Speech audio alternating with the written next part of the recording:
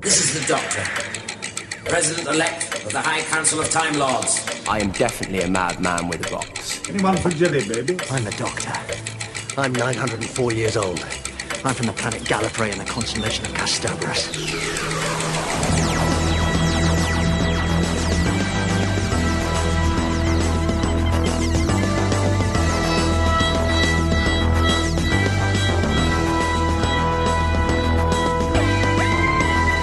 Hey Who fans, and welcome to the Big Blue Box podcast. My name's Gary. My name's Adam. And we're at episode 70. Woohoo! There we go. The big 7-0. I was waiting for that one. Yes, I know, yeah. I was trying to give it a big woohoo. It wouldn't be the podcast without that anymore, I don't think. Yeah. I'll have to literally explode when we get to 100. Wow! When we get to 100. Yeah. Yep. So it's Christmas. It's Christmas Day. Merry Christmas, everybody. Yay. Well, it's Christmas Day for you guys that are listening now anyways. Yeah. Or Christmas it might Eve be for after. us. Well, it could be after, yeah. It could be March 2016. Someone's gone back and thought, oh, I'll just check out that Christmas episode. Yeah. Yeah.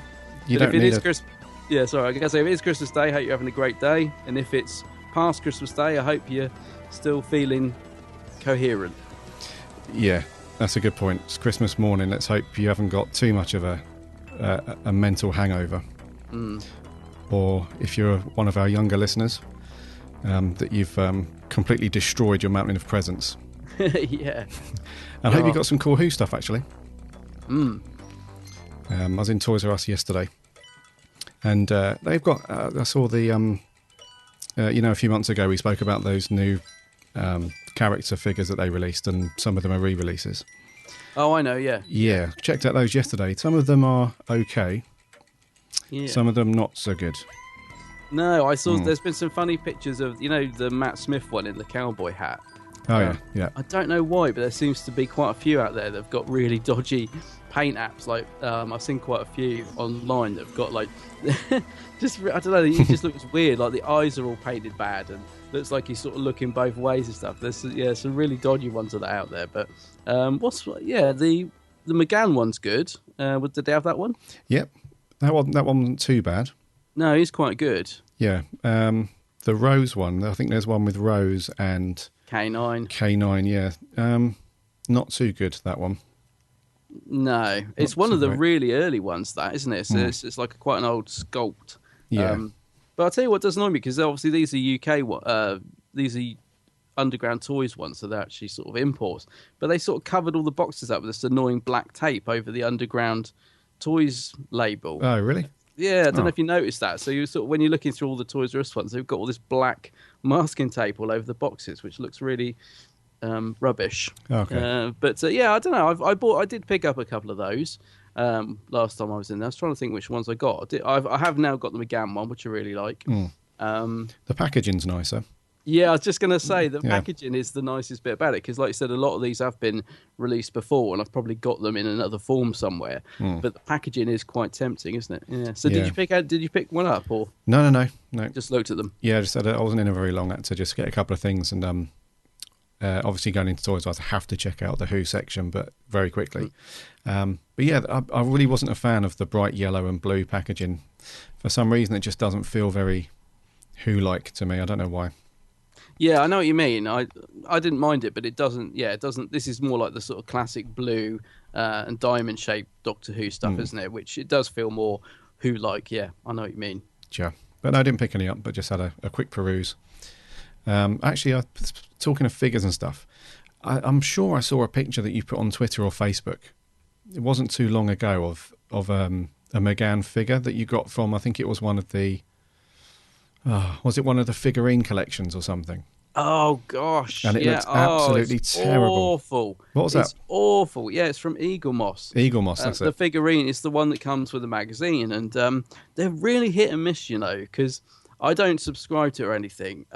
But if there's, if they're doing one that I like they did the Emperor Dalek, which is actually quite good. If there's one I like, I'll sort of pre-order it, but I never get it directly from them because I've had so many problems with them that I just don't order from the direct. So I always get them from Forbidden Planet. Yeah. And And yeah, when they started doing the Eighth Doctor one, I thought, I've got to get, that's one I've got to get. I always try and get the Doctors.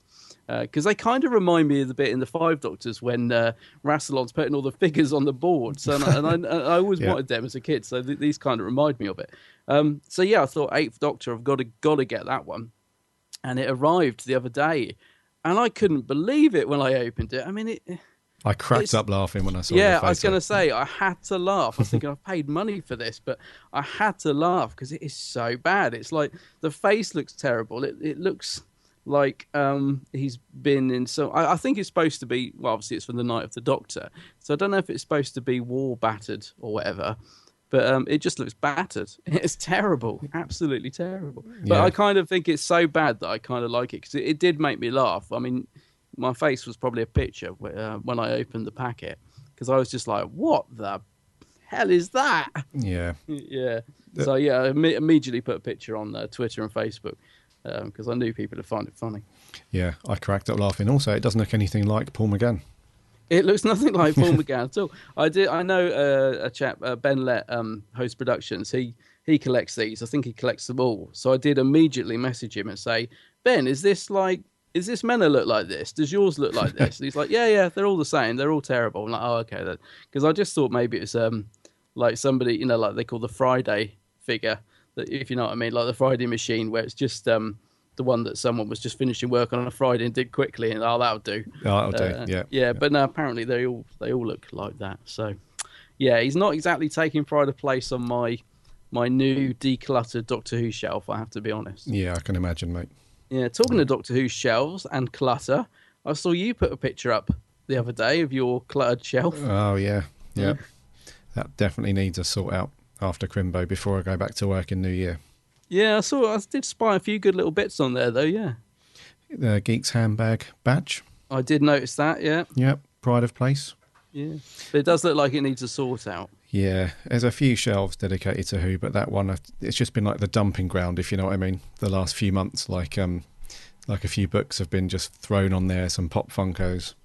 I was really hoping that Andy Frankham-Allen would comment on it, because I know when we've talked to him in the past, he's like saying to me, oh, have you got my book in the right chronological order and all this? And I'm never quite sure where the Lethbridge Stewart ones, should go, because my books are all over the place as well. And I was thinking, if he sees his book, just throw it up there and be like, oh, what? It's not only is it not in order, it's right on top of the pile as well, isn't it? So, but he obviously didn't see it, so you got away with it. But he might be listening, so he might go back and check it out now. Yeah, Mr. Andrew, you don't want him furious. No, we don't. No.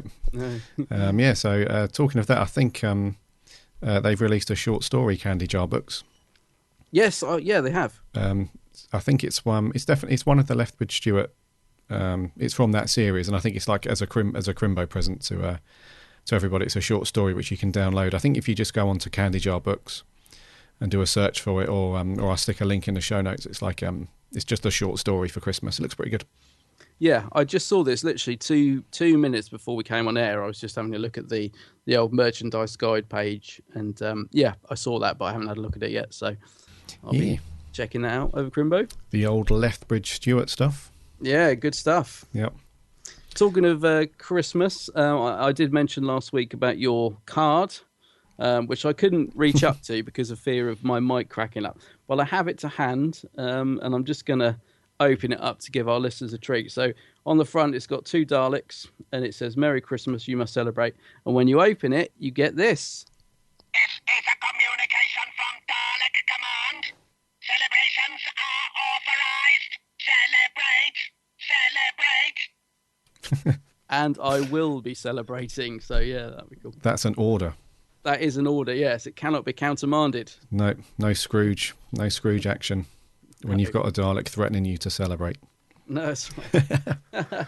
Yeah, your card was I really liked your card. It was no interactivity, no audio, which I was kind of disappointed with, but there we go. No, sorry, I didn't have time to put a little sound chip in, I'm afraid. It was just a standard picture of a cat. I did get it though. Yeah. I got the appeal because we're cat lovers, so. We are. Well, normally my cat's sat with me when I do the podcast nearly every single time. But today she's abandoned me. She's obviously not too fussed today. But your cat's normally with you as well, isn't it? She's down here, yeah. Oh, right. Yeah, TARDIS. She normally just stares at me the whole time. or she sleeps. Yeah. One of the two. Yeah, or she appears behind your back, like the time we were recording a couple of weeks ago when she was just on the bed behind you, and I didn't see her until the very end of the podcast when just this sort of stretchy neck appeared behind you. Yeah, it's like a Jurassic Park moment. She just appears slowly out of the scenery. Yep. Yeah, it's a bit weird. But have you put any things on your Christmas list that you want Who-wise? Have you asked for any gifts, or do you not bother because you just sort of think, no, people don't really know? Do you know what? It's always a tricky one putting stuff down like that on the Christmas list because my wife, she knows me very well. And if I said to her, just get me something to do with Doctor Who or something like that, I'm pretty sure she'd have no problem. She'd go out and get something. But the trouble is, and I think you have the same problem, is that we tend to buy a lot of stuff throughout the year anyway. Yeah. So like if we see like Who stuff that we want, we just get it. So as time rolls around and we get to Christmas, there isn't really a great deal left that we want. So it's not, it's that reason really. It's like, well, what can I get, the Who fan that's got all the Who stuff that he wants really? Yes, I know exactly what you mean. I have the same problem. Yep. Yeah. So I haven't put any Who stuff down on the Crimbo list, just other stuff. But what about you? Have you requested anything Who-wise? Well, same problem as you there, but I did request one thing, which was the Doctor Who Zavvi box. And I don't know if you've seen my video yet. I did, yes. Yeah, Last I did. night. Yes, I did ask the person who bought it me if I could open it early, especially for the video, because I specifically wanted to do like that reaction for my Christmas video. And I said, obviously I don't know what's in there, so I'm hoping it'll be good, but if it isn't, I hope you don't mind if I'm honest in the video.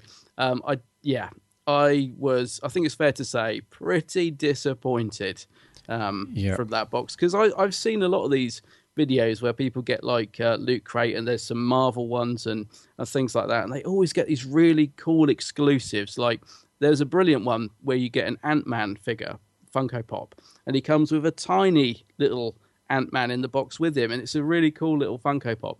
So I was expecting something. It said it included 3 exclusives.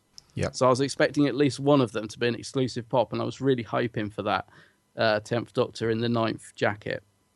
But yeah, it was just, wow, it was rubbish, wasn't it? I mean, it's like, you got a Funko Pop TARDIS. Okay, that's great if you haven't already got it, but who hasn't already got that? Who wants it by now? Yeah. A lanyard with nothing on the end of it. A wristband, which is so 1990s, isn't it? I mean, do people wear them now? Well, I've got 3 of those same ones. Oh, right. Yep. Yeah, but you know what I mean. It's like for for £30 worth. The only thing I really liked was the T-shirt. T-shirt was cool. Yeah. The T-shirt's cool, and the mug. Yeah, I quite like the mug.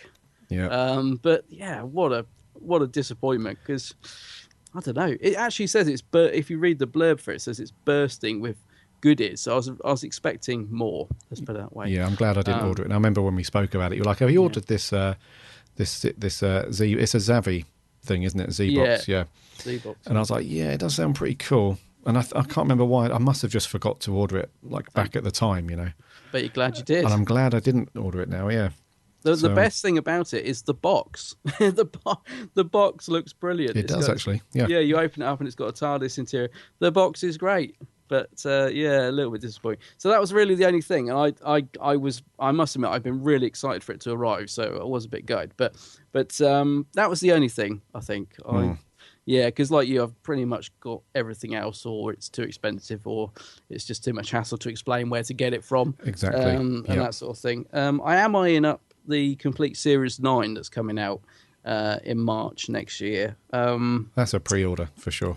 That's a pre-order, yeah. I was looking at the extras on it. There's a couple of DVD commentaries. None of them feature Capaldi or Coleman though, which is a bit annoying. And they didn't do any on Series 8 as well. I don't know why. Too busy. Yeah, yep. I'm just thinking back to the good old days when we used to get David Tennant and Russell T Davies on all the episodes. Like on the early DVDs and stuff. Yeah, and we had that really cool. What was it, Doctor Who Confidential? Oh yeah, those were really good, weren't they? They were good. But there is one commentary on here I'm really looking forward to, which is there's a commentary of Reece Shearsmith and Mark Gatiss on Sleep No More. Oh yeah, you saw that. So that should be interesting. Who else is on there? Maisie Williams is doing one on The Woman Who Lived, and that's pretty much it. I think there's one on Under the Lake with Toby Whithouse as well. But yeah, a bit light on the old commentaries. But there's quite a lot of other extras on there, so that's a must-have. I don't know why they bother doing parts 1 and 2. They may as well have just released this box set, haven't they? It's a money spinner. It's a money spinner. They've done it for, I think, since the Matt Smith stuff, haven't they? You could buy like Series 5 Part 1 and all that stuff. Yeah, they do it in 2 parts. But no, Blu-ray Series 9, without a doubt, because it was really good. Yeah, it was. Yeah, it on the whole, it was pretty good, wasn't it? It was a good series. Yeah. We're actually sorry, go on. I was gonna say, which do you think's better, Series 8 or 9? 9. You think 9? Yeah. No hesitation there. I think Series 8 had too many clangers, and I think Series 9 was stronger overall. There was a couple of episodes that weren't amazing, but overall, really good. And Capaldi really found his feet as well. Yeah, and also Jenna was excellent in Series 9. Yeah, she really was. Yeah. Yeah. So we're going to come on to. We're like, yep. So we're going to come on to that anyway in our end of year review. So we're going to skip news. Yeah, no, there is no news. There's no news. There is no news, which is a first. Yeah. Well, there is probably news. We're just not going to tell you it. Well, I don't know. I'm on news.net at the minute, and there's nothing. It's just there's loads of comics coming out, about 1 billion variants, and that's about it. Yeah. there's not much to say in the news, so we'll just have a bit of a. Yeah, we're still going to land the TARDIS though. Oh yes. Let's do that.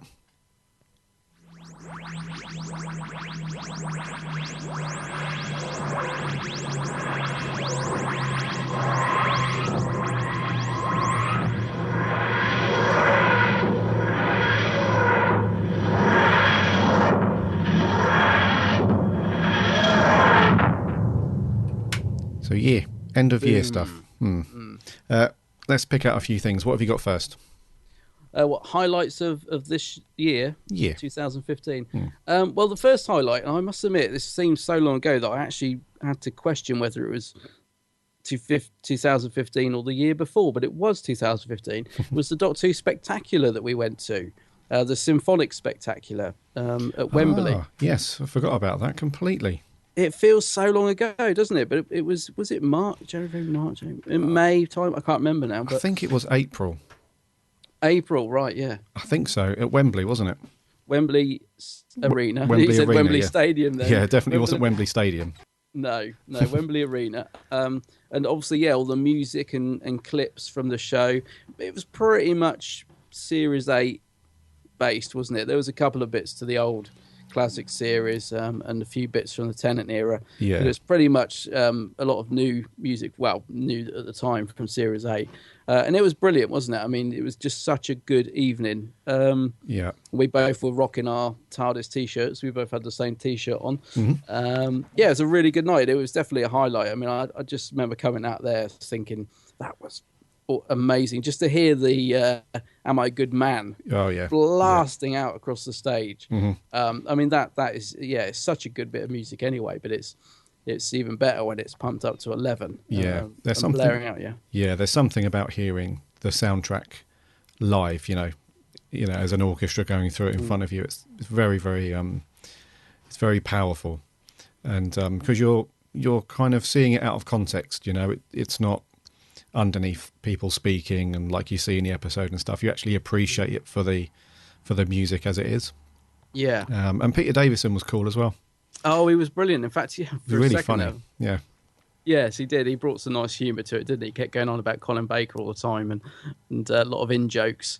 It's funny you're saying about the music as well, because a lot of Murray Gold's music is can be quite choral based. So it's a lot of it's quite vocal. Yeah. And it's so that again is just amazing to actually see somebody perform that live, because it's probably quite hard to sing, I would think. It's not sort of operatic, is it? But it's that sort of thing, isn't it? Where it's it's quite a skilled performance they're giving. So just to see somebody stand there and belting out what's the track called that's in today's review episode where Tennant regenerates, the the You'd Sing Him to Sleep, that one. Oh yeah, that's something got a weird title. Oh, I think it's Vale Dachum. That's the one. Yeah, I can never remember the title, but I'm pretty sure they did that. Mm-hmm. And just to hear that I've definitely heard that performed live. Just can't remember if it was that one. Well, they But did it at the Proms in 20. I think it was 2012. Yeah, I'm just 2013 wondering or if I'm something. getting mixed up. Yeah, maybe I'm thinking of that. But just to see somebody stand there and sing that live, that's not the one that's sung by the guy, is it? No, that's from the Rings of Akaten. Oh, that's it. Yeah, because I remember Yeah. when he came out and then this really high pitched voice, Yeah. and I was thinking you just wouldn't imagine it was him singing it. So that was one of my highlights of the year. Just loved the spectacular, and we had a good meet up and bought a few little bits from the stall. As always. Yep. Yeah, that was cool. Can't bloody go anywhere without buying a flipping lanyard and I think. a planner, whatever it's called. Oh, did you get one of those? What's the thing that Ben Foster waves around? The orchestra stick. The orchestra stick. Yeah, what's it called? Does it have a name? It does have a name, and I've forgotten. It's called a baton. Oh, that's it. Yeah, we both bought a Doctor Who baton, didn't we? We did. It was in the style of the 11th Doctor's screwdriver, wasn't it? Is that right? No, I think no. Wasn't it just like a TARDIS blue stick? Oh yeah. Sorry, I'm thinking of actual Ben Foster's baton. That was Oh yes, his. Yeah. it's got a light on the end, and that's proper. That's a proper baton. Yeah, whereas mine is just upstairs gathering dust. It's one of those things you buy at the time because you're all wrapped up in the moment, and then you look at it and think, "What on earth did I buy that for?" Yes, I'm the same. Yeah. Yeah, so that's probably on your shelf of clutter somewhere. Yeah. It is. It's on that shelf. It's actually tucked behind one of the TARDISes on there. Yeah. So that was one highlight. What about you? Yeah, one of mine. It was another outing for us. This was the day of the Doctors' Convention. Oh, yeah. In Slough, aka really it was in Windsor, if you're that way inclined. Yes. Yeah. They always advertise it as Windsor, don't they? But that's pushing it a bit. I think it is more Slough. It is pushing it. It's definitely Slough. You can just about see Windsor about 15 miles away across the fields if you're at the top floor of the hotel. So you can see Windsor, but it's definitely Slough. Yeah, it's very unlikely you're going to bump into the Queen there. Absolutely, yeah, of course. But that was a real highlight for me. That was a brilliant day. Yes, it was. That was it was amazing. good. That's some really good. It was a proper classic Who geek out that day, because we had Tom Baker, didn't we? Tom Baker, Colin Baker, Sylvester McCoy. We had quite a few Big Finish people there, and like some other people. We had the guy who played the Valeyard. We had another guy who played Oh, Michael Jetson, yeah. Davros. Yeah, there was loads of really good people there. And we had a really good meet-up as well, didn't we? We met up with some really cool Who tubers and some people who listen to the podcast and stuff. It was really good. Yeah, it was a great day, actually. Was that when you met Tom Baker? Or I was did. that a different day? No, I met Tom Baker and Colin Baker. That's right, yeah. And photos. That's right, yeah, because I remember it's really weird. I can remember your Colin Baker picture as clear as day, but I could remember saying to you, did you meet Tom? I can't remember seeing your picture with Tom. But yeah, it was an absolutely brilliant day. Like you said, and great. Was that the first time we sort of properly got to meet up with some of our listeners? It I was. think it might have been. It was, yeah. Yeah, which was really good. We were all sat in the bar. And was that also the time when you stayed the night before and you were in the bar with a couple of the celebs when they were all getting lashed up and Larry? Yeah, that was amazing. Well, it was amazing to watch anyway, because I'd stayed the night before. So I went down to the bar and had a couple of pints just on my Todd. And when I went through to dinner, it was like they've got this Chinese restaurant in there. Yes. And I saw there must have been about 3 or 4 people who were actually in the show. It was that guy, the Valeyard guy, and some other people. And they started drinking at about 7 o'clock. And they were still on the lash at, 11:15 when I went up to bed, something like that. Yeah. And the next morning they looked like death. They looked awful. It was like, that just must be the thing that you do at conventions when, obviously you have to get there the day before if you're going to be signing stuff and all that. So there's nothing else to do. So you just get lashed. The rock and roll lifestyle. That's it. Yeah. I must admit, I quite like that place because of the bar bit. It's quite good to be able to sort of go and look around, get your pictures and autographs, and then go and just sit in the bar bit or, and look at all the stuff you've got. So Yeah. I am looking to see what ones they're doing next year because I quite fancy going back there. It's not, it's fairly easy to get to for both of us, isn't it? I think that Yeah. one. No, we'll definitely go again next year because they must do about 3 or 4 different events there, at least. Yes, that's right. Yeah. Yeah. So we'll go back there for sure. Yes. Next highlight for you. Next highlight for me. Well, actually, the conventions. Another one we went to was the 10th Planet one in Chiswick. That one we went to, the first one we went to. And we got to meet Daphne Ashbrook, which Dashni, which is another highlight. Well, A, the convention, but B, just backtracking a bit. Our interview with Daphne was a highlight for me this year. Right. I just loved chatting with her. I think fair to say she's a real. She's just good fun, isn't she? I was going to say a barrel of laughs, but she's really good fun and interesting. And we got some good anecdotes about her time filming the movie. So yeah, that's back in July, wasn't it? Back in July, because we, did I have to? Is that the one I had to film in the car? Because I think that was I had to move out for a while. I remember us recording bits of it, or it might have been the intro. I had to sit in a car because I couldn't find anywhere quiet. So I was staying at my sister's. So, but yeah, that was a highlight for me. It was us interviewing Daphne and it's really weird because obviously we don't sort of know her, but she's just so easy to talk to, isn't she? It didn't feel like an awkward interview or anything. It felt really natural, and we were chatting for ages. I mean, I think we could have talked all night. Yeah, she's so awesome. That was really good. So then, so the interview with Daphne, and then obviously actually getting to meet her at the 10th Planet convention. That was some months later, wasn't it? It was about 4 or 5 months later. Yeah, we got to meet her, and she kind of when she saw us, she sort of recognised the faces, but couldn't quite place who we were because she's like, "Oh, you guys," and then we're like, "Yeah, Big Blue Box Podcast." Oh yeah, and she was like, she's like, "Oh, I want a picture of you guys," or this. She's like, "You want a picture of us? We want a picture of you." Yeah, so that was really cool. I thought really nice. That was really nice actually because oftentimes with celebs, and it's not really a dig at any celebs or anything like that, but I think because they get interviewed quite a lot and they get fans, communicating with them, however, like if they bump into them at these things or, Twitter and Facebook, they do hear from a lot of fans all the time. Yeah. And they don't remember everybody, and, that's perfectly natural. But I think Daphne's one of these people that when you make a connection with her and you have like a cool chat with her and stuff, she doesn't forget. She's just one of these people that she's so, I don't know, she's so nice and so great about, talking about the show.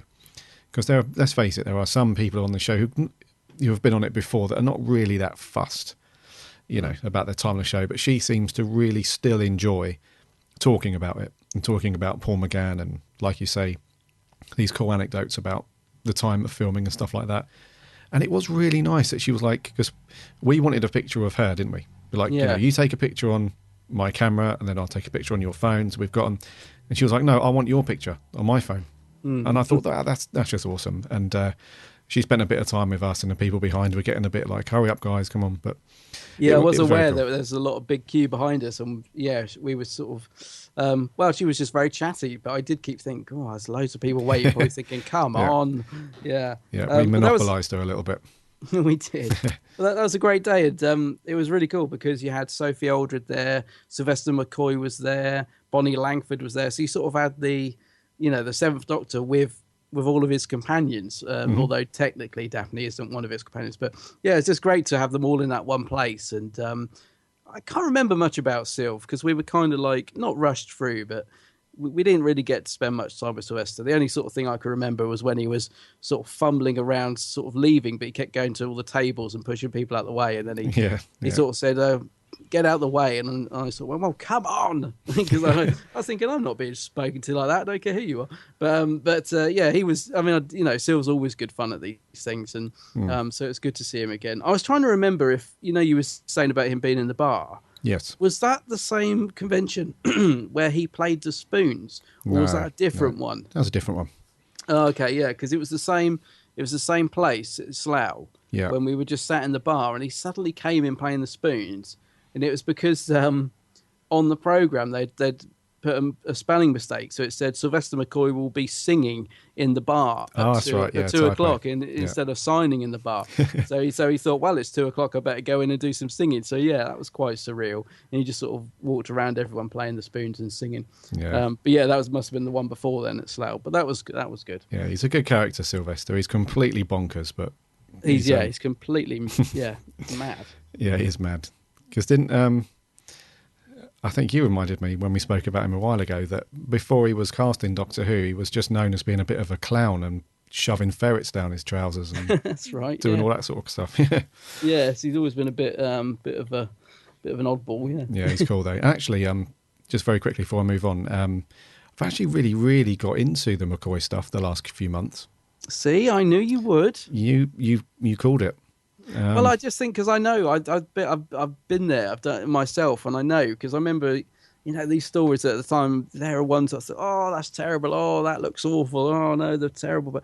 But there is a charm to it. I think sometimes you sort of go back and there is something about the McCoy era because I absolutely love it. But yeah, I know what it's like. You sort of think when you first watch it because obviously you're comparing it to classic Tom Baker stories and things like that. So when you watch it alongside it, it's gonna jar slightly. And I think once you get past that, there's some really good stuff in there. So I am really pleased because I love the McCoy era. So I am genuinely happy or warming to it. Yeah. Which ones have you watched recently?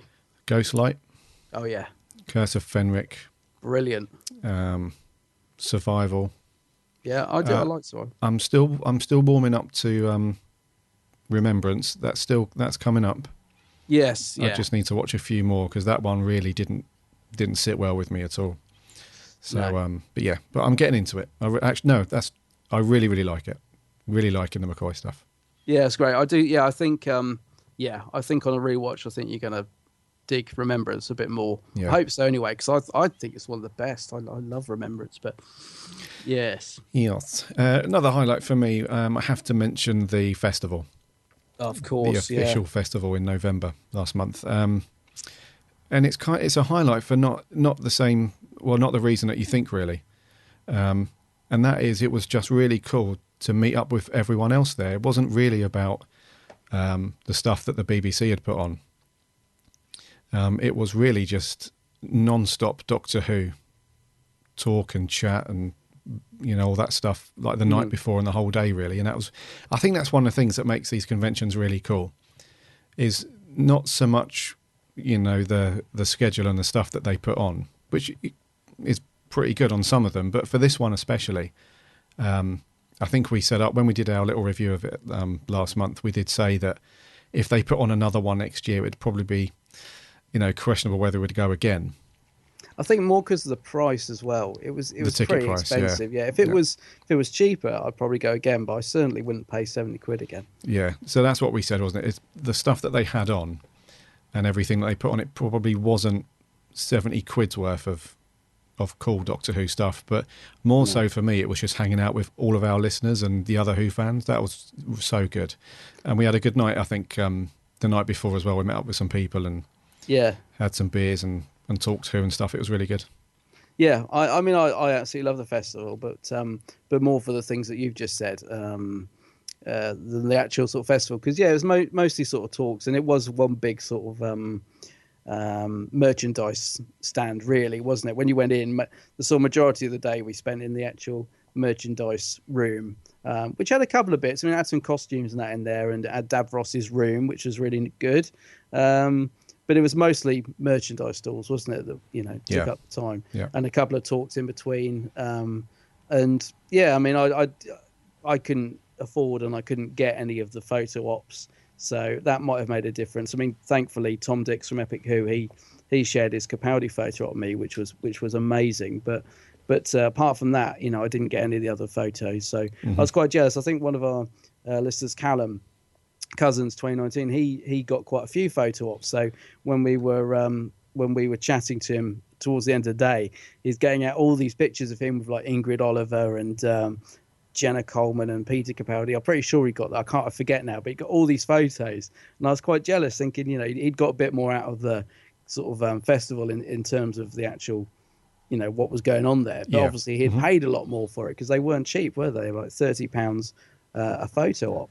Which is, it's a lot of money. It is, when you've already paid for the ticket. Well, yeah, and then there's travel and hotel and everything. So, yeah, it's an expensive little weekend, but it was a great weekend. I mean, I absolutely loved it. I was on a real high when we left. Left there. Yeah. So yeah, that was really good. Yeah. And amazingly, didn't buy that much merchandise. I think you bought more than me. Yeah, I think that's. I think we're all very shocked at that. Well, I certainly was. Yeah. We was expecting you to come out of there with like 3 or 4 carrier bags full of stuff. I don't know what happened. I'm never ever that constrained, and I think it was more the fact I'd spent so much money, but also there was a lot of stuff there I loved the look of. I mean, I really liked the I think they're called Robert Harrop. I can't remember, but they're like these figurines of the good figurines. They're not like the Eagle Moss ones. These really cool big figurines of like the TARDIS, and they've got some great ones coming out next year of the Yeti. And they had like this cabinet of them, and they looked amazing. What are they called? Robert Harrop, I think. I think so. Yeah. Yeah, I fell in love with those. And to be honest with you, because a lot of them weren't available, you had to pre-order them from their stand, and they were giving great discount, but I wanted to take it away there and then, so I didn't buy anything. But the one I really got my eye on is the TARDIS, and that's yeah, awesome. I think if they'd have had them there to sell, I can imagine I wouldn't have been able to resist them, because I just loved what they had. But that kind of saved me a bit of cash, because they were like, oh, well, you can pre-order it and we'll send it to you in March. And I was thinking, oh, no, I'm not giving you. No, I don't want that. Want to take it away. So, yeah, but there was loads of temptation there. I mean, Big Finish had their stand, and they were doing some good stuff and cheap prices, apart from the one thing you wanted, which bizarrely wasn't discounted, which was the Last Adventure, wasn't it? The Colin Baker. Yes, set. It's the only thing I think not discounted, which is just typical. Yeah, and it's annoying because it's still. Well, I say it's not really annoying, but it's still at that top whack price, even on Amazon and everywhere else. So, no, not going to pay that yet. I'm going to wait for it to drop. It will drop at some point, I'm sure. Yeah, but you did get your Siege Mode TARDIS, which is really nice. I love that, and your Christmas jumper and stuff. So yeah, we come away with a few good bits. I can't even remember what I bought, to be honest. Just the program, I think. I don't remember really buying much. Yeah, you bought some. You bought. I got a Titan, didn't I, of the 10th Doctor in his tux, like a 4.5. It's like a weird size Titan. I got that. Oh yeah. Oh, and the disappearing TARDIS from Funko Pop. Yeah, that's cool. That's the only 2 things I bought. So that was pretty much it. You had your eye on the sonic screwdriver barbecue tongs. That's right. Yes. Yeah. I'll tell you what, we won't be needing them today. I'm just looking out the window. We've got some sort of looks like the end of the world out there in a minute. It's lashing down. So it's lashing down. So that was the festival. Just overall, really, really good. And I did think, I mean, we said at the time there was a lot of love for Jenna when she was on stage, and she was a real late addition to the festival. But it was great having her there on stage with Peter, wasn't it? And the Moth, just having them all on stage together was really good, because I'm guessing that's not going to happen now for some time. No, I wouldn't have thought so. No. That was really good, actually. Yeah. So the festival. Another big highlight. The rest of my highlights are pretty much to do with Series 9, actually. I thought we got some really good stuff from Series 9 this year. So the first highlight I've got was the return of Davros. Oh, right, yeah. Which, the actual seeing Julian Bleach back as Davros, thankfully, I managed to avoid it as a spoiler, so I was really jaw on the floor when he first appeared. I think I'd heard months before that the kid might be Davros, so that kind of took the edge off that. But just seeing Julian Bleach back as Davros and giving a great performance, and personally, I love that first 2-parter. Yeah, it's brilliant. I really, really enjoyed it. Yeah, Magician's Apprentice and Witch's Familiar. I thought it was a cracking opening to Series 9.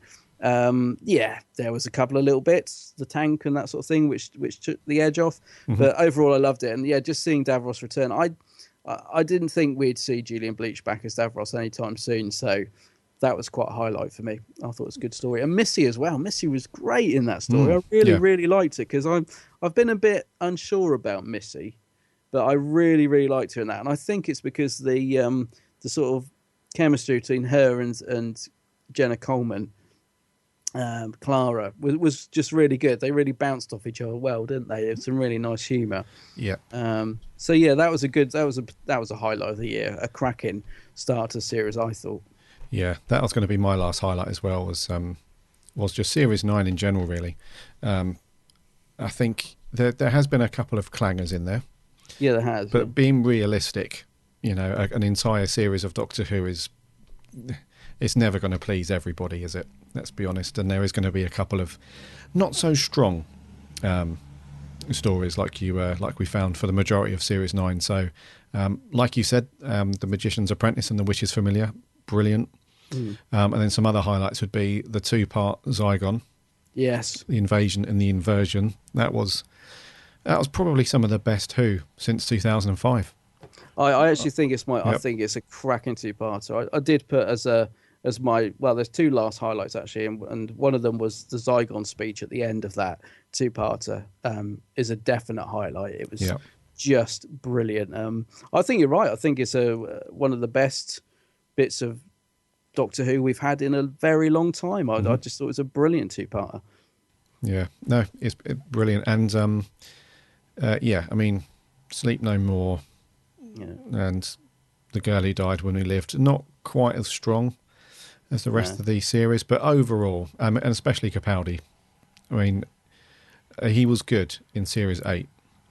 Very, very good. But I think in this one, he really did just grab the character with both, and he just ran with it. And we really got to see just some amazing stuff from Capaldi, the series, especially in the Zygon inversion, that speech at the end.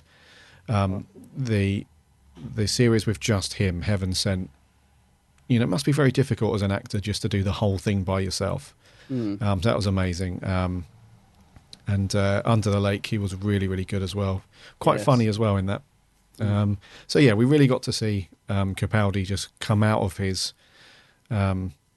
that Series 1 warm-up for him. Because, coming out of the first series where you're really just getting into, how you're going to play your character and how you're going to progress your, because he has to own that, really. Yeah. So, yeah, Series 9, cracking. Yeah, and he finally got his own Sonic as well, which was great. Yeah, and that looks lovely right at the end, so that was good. I'm glad he's finally got his own Sonic.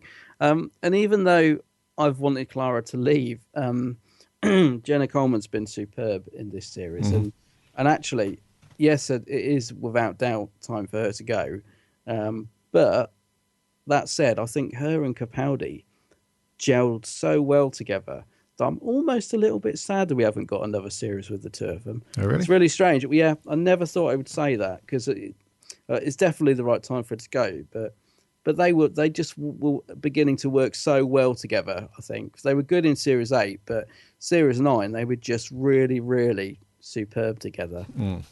So I could have seen a little bit more of her, but I didn't think I'd ever say that. I think it's just because they work so well together, but definitely the right time for her to go, I think. If you had to pick a best episode or a best story in terms of a 2-parter, what would you say is your favourite from Series 9?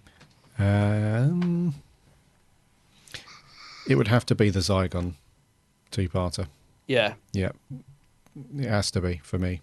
Yeah. It was the script was just pretty much perfect, bang on script for the story, and the acting from the cast in both episodes was just top notch. Yeah, loved it. I would agree with that. I think it's the best. I mean, for me, the Zygon 2-parter, the opening 2-parter, and the Under the Lake and Before the Flood were the 3 sort of 2-parters that I thought were really strong. And as a single episode, although it's not really a standalone, Heaven Sent was a cracking episode. With the Doctor trapped in the confession dial. It's strange actually that I didn't like that on the first watch. I really don't know, but I loved it when we sort of watched it for the review. I just don't know. Just don't know what I didn't see the first time, but there's a cracking episode there. I think mainly because Capaldi's just given such a amazing performance in it, doing a standalone episode. And that is one of the things I love about Series 9 is they did try to mix things up a bit this series. They took risks, and although they may not always have paid off, I like the fact that they tried new things with Series 9, like messing around with the theme tune, giving it that rockier edge for one episode, having a standalone single-hander episode with just Capaldi. What else did they do? They've tried a few things, haven't they, just to sort of keep things fresh. I mean, even Sleep No More, okay, it didn't pay off in our view, but I still like the fact they tried something. So yeah, risk taking in Series 9 has been good, I think. And the finale was good as well. Hellbent. I don't think it was as good as what we were hoping for. No. Or some of the things in there, I'm not sure that it kind of lived up to everybody's expectations. I think everyone was expecting more of Gallifrey, more of the Time Lords and that kind of thing. But it was still really good, though. Very, very good.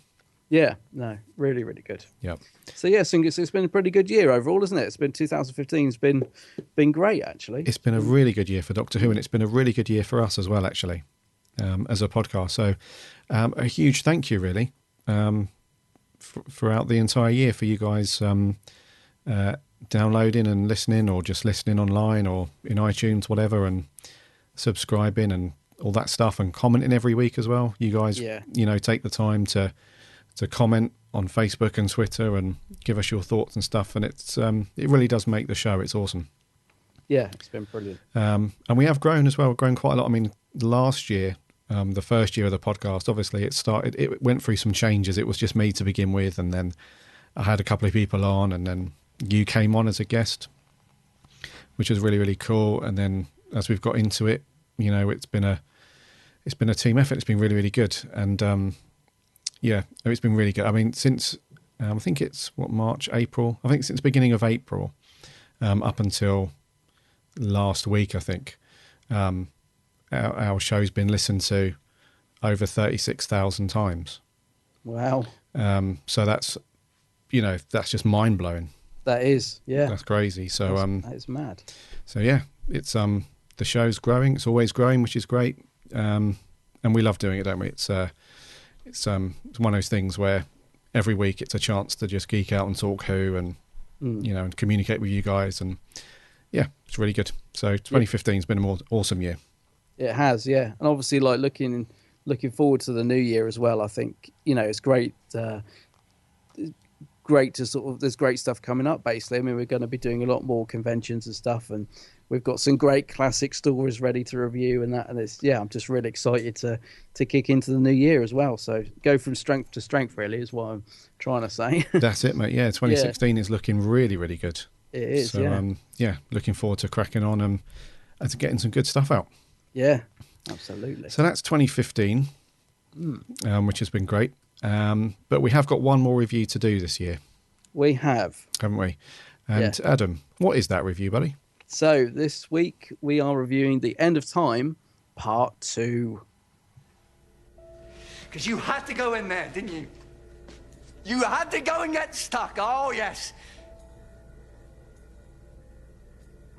Because that's who you are, Wilfred. You were always this. Waiting for me all this time. Oh, really? Just leave me. I'm an old man, Doctor. I've had my time. Well, exactly. Look at you. Not remotely important. But me? I could do so much more. So much more! But this is what I get. My reward. But it's not fair!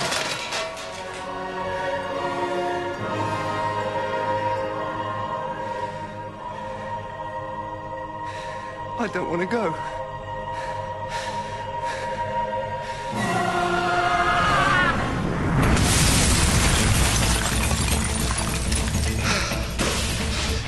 Legs. I've still got legs. Good. Arms, hands, ooh, fingers, lots of fingers, ears, yes, eyes too, nose, and I've had worse, chin, blimey, hair. I'm a girl.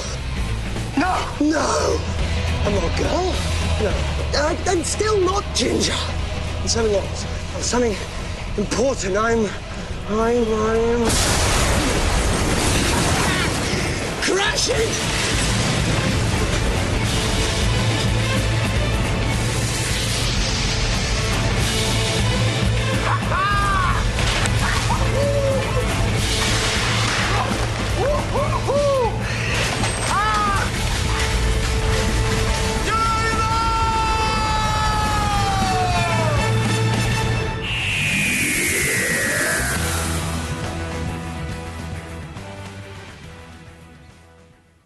The End of Time, Part 2.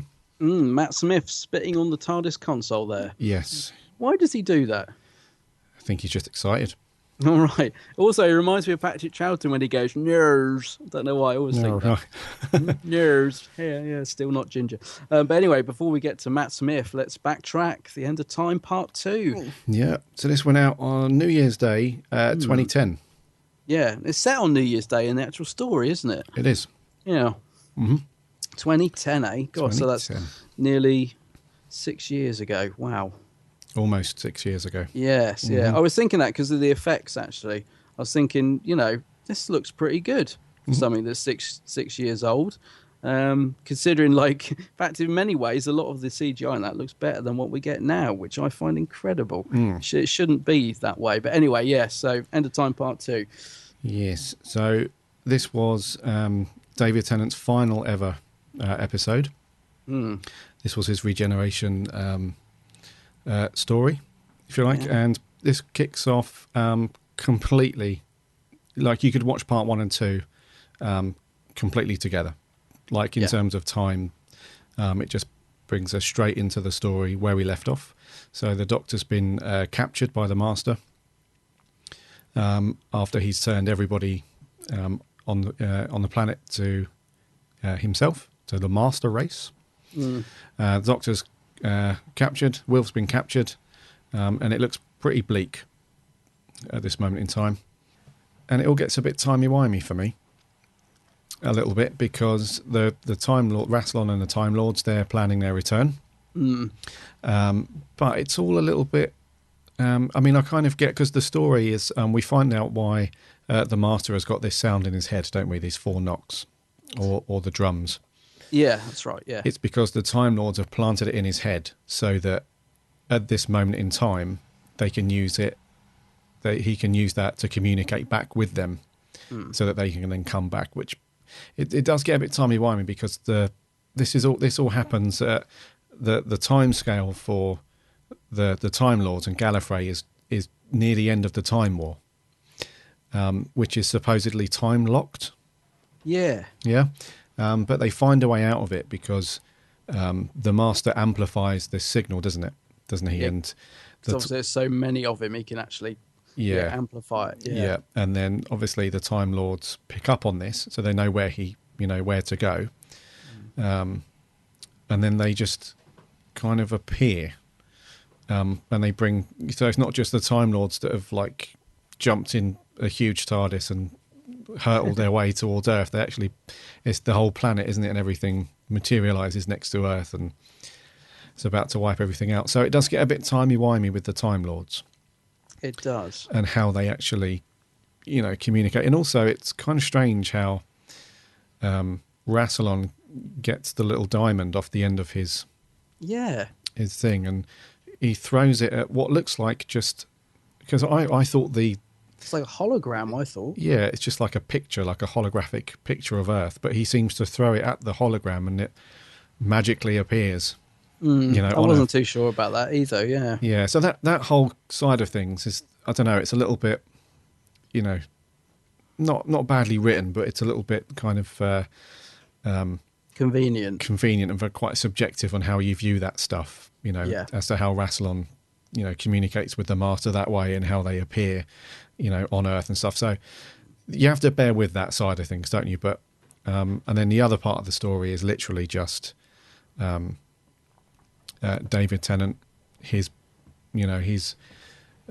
found out that the Time Lords are coming.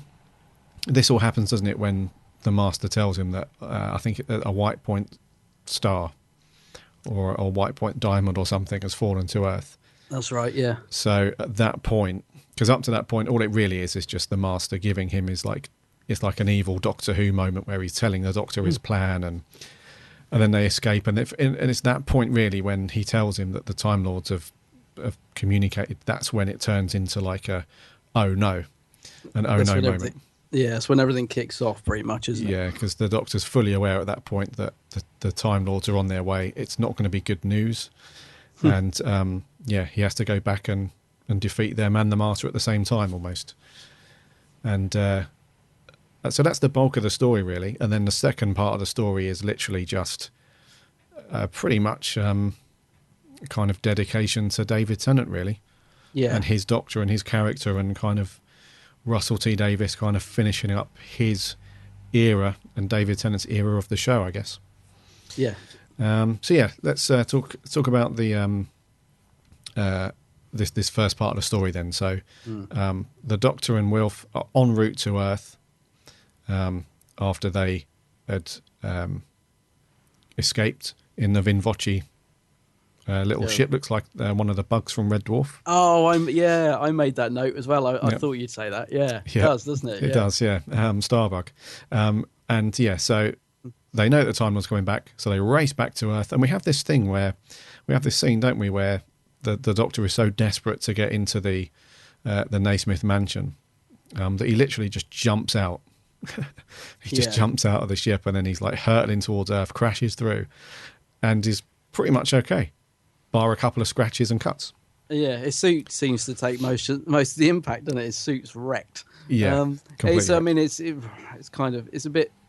it's very far fetched, but it's visually very good. Yes, I think that's pretty much a note to take away from this episode. It's very almost superhuman, almost superhero-y, some of the things that happen.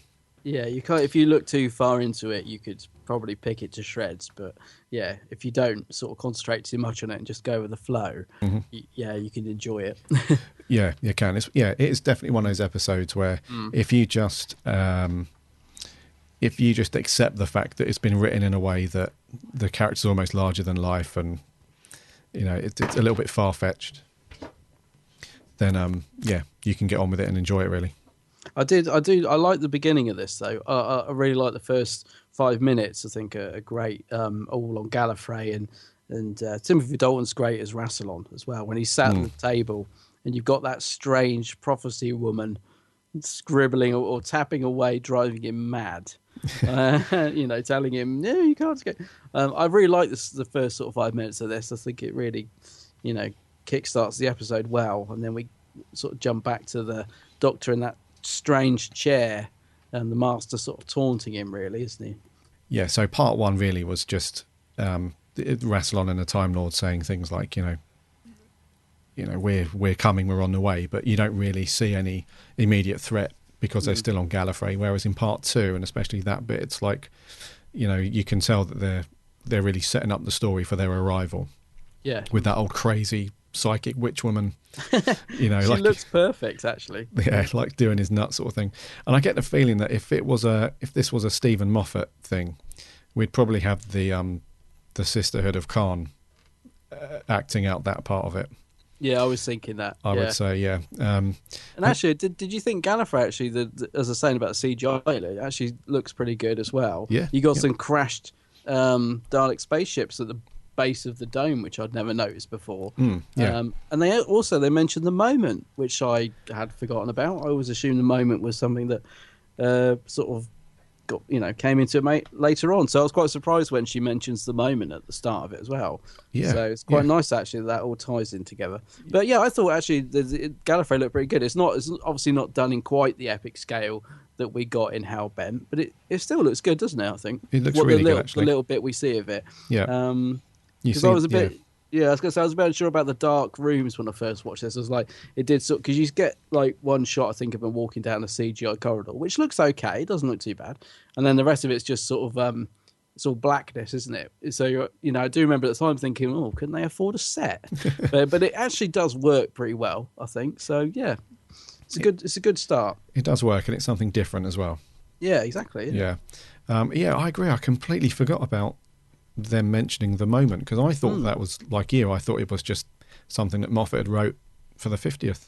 Yeah. But no, it's completely. Well, it kind of makes sense now because David Tennant's in the 50th, and this was one, a bit from one of his stories. So it does kind of all, the jigsaw pieces fit together now.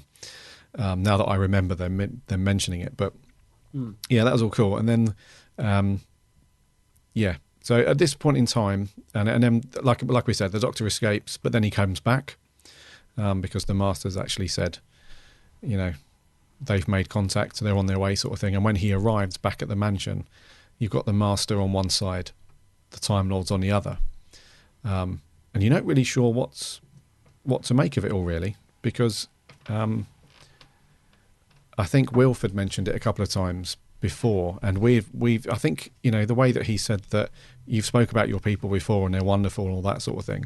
I think that's how a lot of people view the Time Lords, because I think that's how the Doctor's portrayed them to be, like this wonderful race of people, and he misses them so much and all that stuff. But in reality, they've just been twisted by war, and you know, they're not really nice anymore. He says that's how he likes to remember them, isn't he? Which kind of is something we all do, I think. When someone says, "Oh, I thought you said they were nice," he's like, "Well, that's just how I choose to remember them." It's like, you know, he's sort of looking over their faults, really. But obviously, at this point, he's got to acknowledge that they're actually not like that at all. Yeah.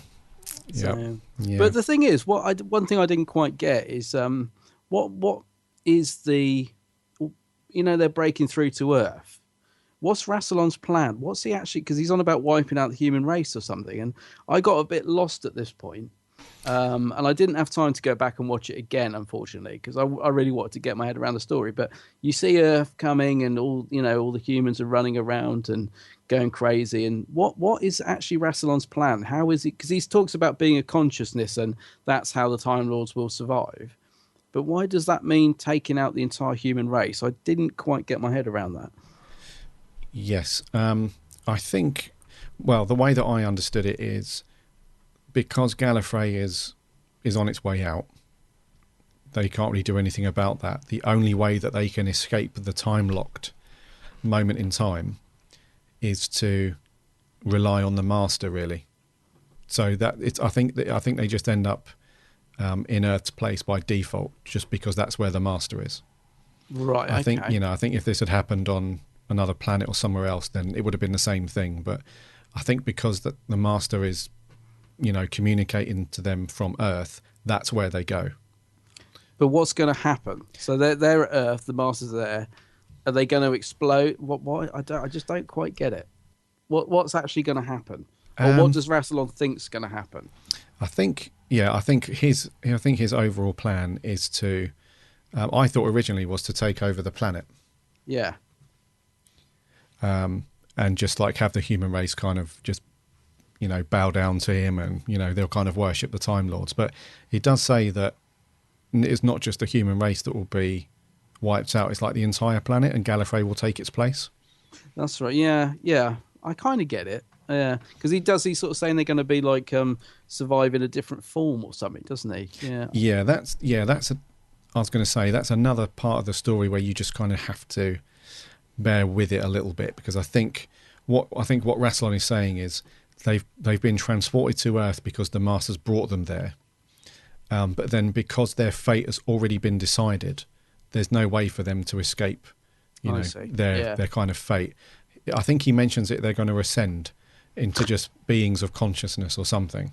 That's right. Yeah. So, and I think the only way to do that is to replace, is to wipe out the Earth, and then once that happens, it's a chain reaction, because that's when Gallifrey, the saying Gallifrey falls.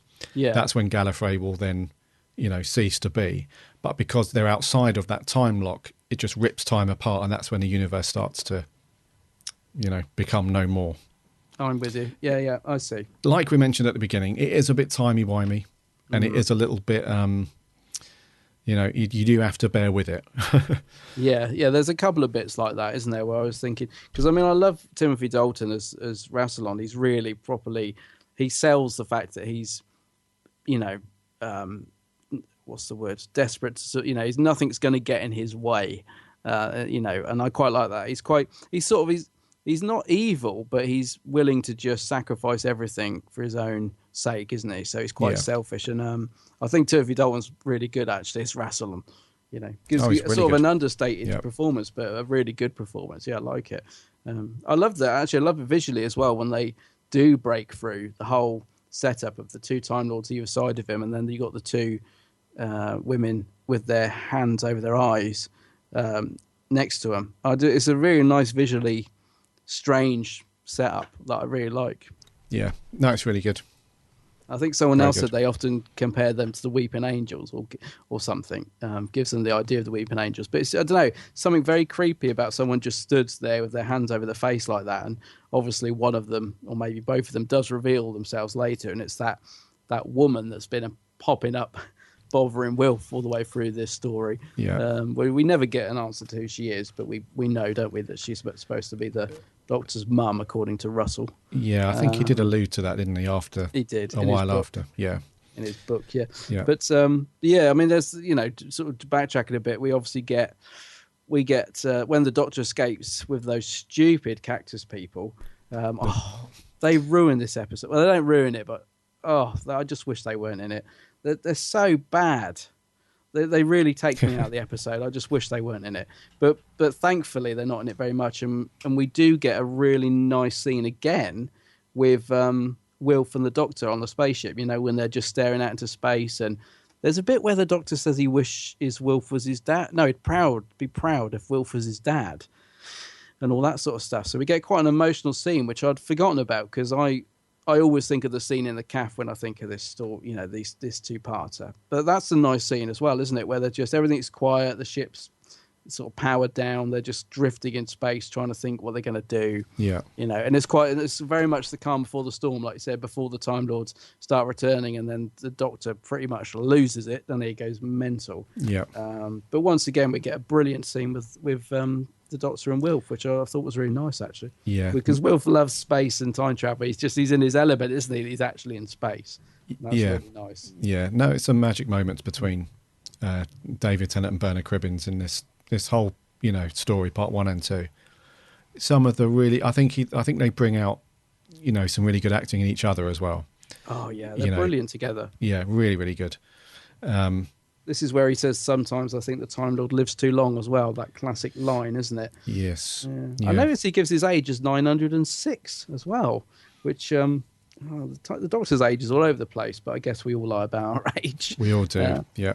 But importantly about this scene is that Wilf tries to give him the gun and the Doctor's just having none of it right up until the Time Lords are back, and then he just grabs it, and then you're like, uh-oh. Yeah. And I think that's a little nod to the conversation that he has with this woman from part 1.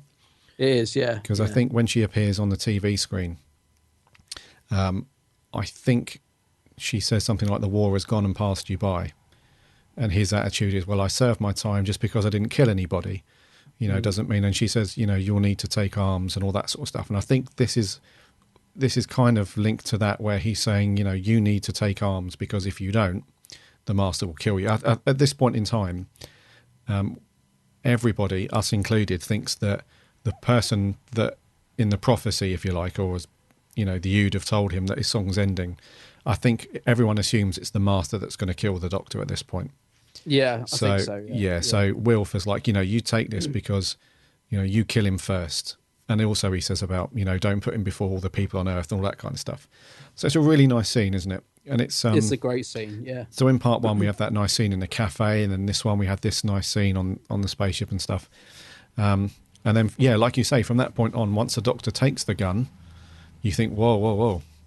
The Doctor's taken a gun. He hates guns and weapons and stuff. So you do get the feeling like, this is going to kick off. Yeah. It is followed by a bit of a silly bit though, isn't it? When you've got all those rockets fired off towards the spaceship, and it's very Star Wars. You've got Wilf firing the gun, and is it the cactus guy who's firing the other gun? I forget now. Yeah, I was going to say it's very Star Warsy. It's very Star Warsy, but it's also very silly. I mean, they're firing about 30 missiles at them, and they managed to shoot them all. I thought that was ridiculous. Visually good though, as I said. Once again, the actual going over the spaceship and the rockets flying over the sea looked visually great. I was thinking, wow, this stands up really well.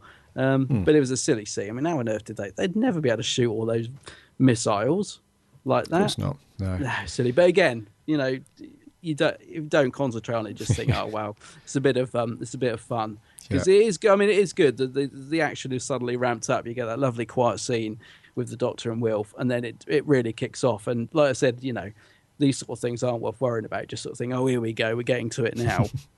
And then obviously the Doctor jumps off the spaceship. He sort of goes down a little hatch, doesn't he? And then smashes through the glass onto the floor in the Naismith, what's his name? Mansion. Naismith, yeah. It's Naismith Mansion. Yeah, it's another little tiny bit in the story you have to overlook. But I mean, to be fair, it does knock him for 6. He is kind of stuck on the floor for quite a bit until, Well, it puts him nicely in the middle of the Master and the Time Lord, so it's quite good because you get this sort of standoff, don't you, between the three of them, which is a great scene. I mean, it takes up sort of the remainder of the episode pretty much. Yes, it's quite good having him right in the middle of the two. Yeah, and it's and it's at that point where you realise that there's a lot of bad blood, isn't there? Because you have, you have the Master who is essentially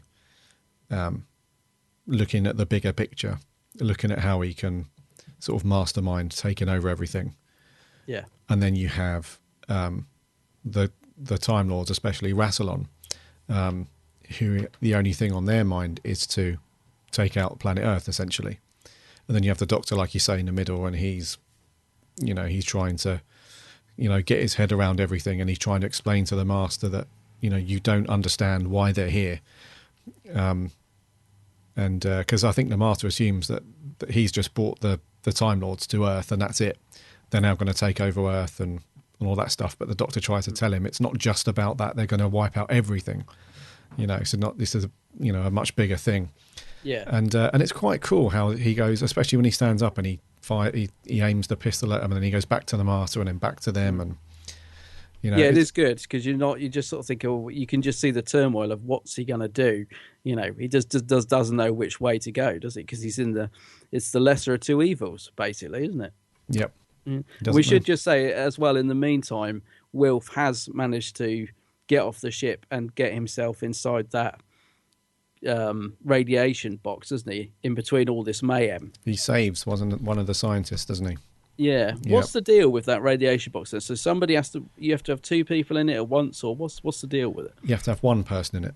One person at one in it, time, yeah. But because there's so much radiation, that special glass, that Vinvoce glass, contains all of the radiation inside. But in order to flood it into the other chamber to let the other person out, it can only be done by the other person. Oh, I see. If that makes sense. Yeah, it does. Yeah. So you have to have one person in to open up the door for the other person to get out. Right. So Wilf's in the meantime, he's gone and got himself trapped in that chamber. Jammed up. Yeah. Yeah. Now, did you on first watch? I don't know if you can remember, but did you at this point suspect where this might be going? Nope. No. Not on a first watch. No. Nope. I have to be. I'm not being big-headed, but I have to. I did. I didn't quite know. I do remember thinking, I just felt it might be Wilf that knocked on the door. I could kind of see it coming, to be honest. I just didn't think the Master would kill the Doctor. Yeah, I just had a feeling it was going. Yeah. But I kind of like it though. I like the way that it's. You think the Doctor's going to be killed off, but it's actually a sacrifice that actually, in the end, does it. And Wilf as well, such a lovable character that it's heartbreaking. It's heartbreaking. Yeah, it's heartbreaking. Yeah. Well, let's get on to that because it does wrap it up quite quickly. Essentially, the Doctor sees the white point star and shoots that instead of the Master, breaks the link, and the Time Lords start to disappear. But the Master's kind of had enough, so he sort of tells the Doctor to move out of the way. He starts blasting the Time Lords, and then off they go. As quickly as they came, they're gone. Yeah, I love that bit when the Master's like, "Get out of the way." Mm-hmm. He's finally just sort of think, because you think, there's always been this bond between the Doctor and the Master. You always get the feeling the Master could have killed him ages ago and vice versa, but they don't. They kind of toy with each other like mice. And I love the fact the Master's like, get out of the way. Yeah, the penny drops, doesn't it, at the end, really? He realises that, he's not going to survive either. So, if he's going to be taken down, he's going to take them down with him, kind of thing, which is cool. And then that's it. It's that heartbreaking moment where the Doctor's, overjoyed and elated that he survived. Because like him, like all of us, well, for me at that point anyway, when on the first watch anyway, and I can imagine for a lot of people, we all assumed it was the Master that was going to kill the Doctor, but now he's gone, and we hear that just Wilf knocking on the glass 4 times, and the music kind of really horribly goes down, and you're like, oh God. And that's the point where, because I'll be honest with you, on the first watch I didn't see that coming. Didn't see Wilf, I think actually it's more, I remember when I first watched it, it's not actually when Wilf gets in the box. It was when the Doctor says, I've survived. And I just it's at that point I thought, oh, Wilf's in that box. He's gonna knock on the glass. I think that's when I thought, here we go. Right. Yeah. So yeah. Yeah. And it is great. I mean, it's a great moment. You just, the Tennant's face of just, oh no. You can see it. In him that he's just. I think a lot of people don't like the speech that follows, though, the one that you played in, because it's a very selfish. It is very speech, very selfish, and because Wilf is such a likable character, it feels even harsher. I think because he's actually quite. You feel really sorry for Wilf, if anything else, because Wilf's just like, I'm an old man, leave me, blah blah blah, and the Doctor's pretty harsh to him at this point because he's obviously doesn't want to go. I'm still not sure if I really like that, to be honest with you. I think it is part of Tennant's Doctor, but I don't know. It does seem a bit harsh to me. I know he does. Thankfully, the line that saves it for me is when he says, it'll be my pleasure. Because I think if he hadn't said that... My honour, yeah. My honour, sorry. Yeah, not pleasure. Yeah, no. My honour. I think if he hadn't said that, I would really dislike that scene. Because I just think the Doctor's being, when he's going on about his reward and that, it just feels really selfish.